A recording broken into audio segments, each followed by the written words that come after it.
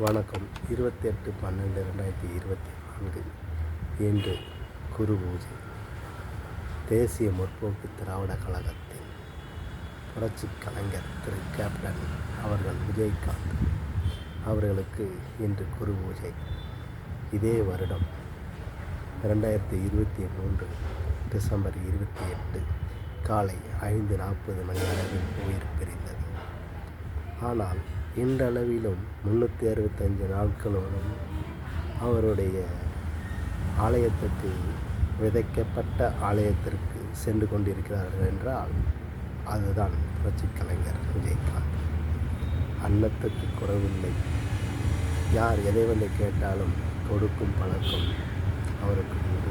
நிறைய திரைப்படங்களிலே சொல்லி இருப்பார், செய்கிறத இடது கையில் செஞ்சிடணும், வலது கைக்கு வரக்குள்ள நம்ம மறந்துடணும் அப்படின்ட்டு நிறைய உதாரணங்களை அடுக்கி இருப்பார்.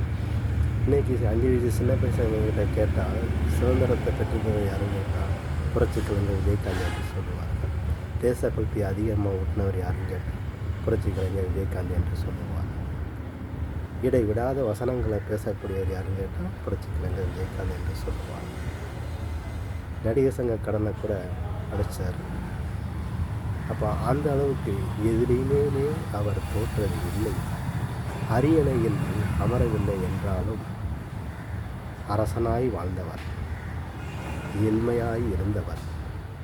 பசின்னு வந்துவிட்டால் அந்த பசிக்கு அப்புறம்தான் பேச்சே இருக்குமே தவிர முதலில் பேச்சு இருக்காது. சாப்பிட்டு வாங்க அப்படி என்று சொல்லக்கூடிய மனசு அந்த புரட்சிக் கலைஞர் விஜயகாந்த் என்ற மாமனிதர் மட்டுமே அவருக்கு மட்டுமே உண்டு.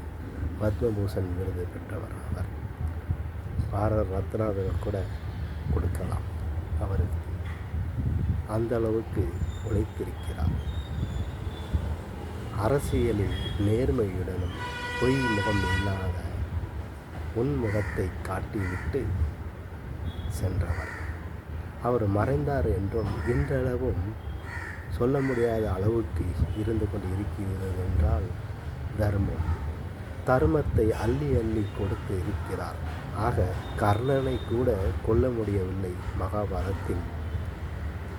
எப்படி கொண்டார்கள் தெரியும் உங்களுக்கு.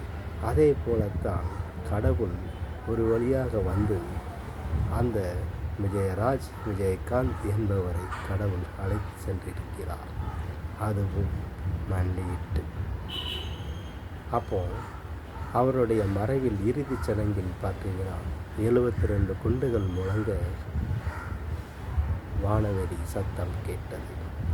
யாருக்கும் இல்லாதது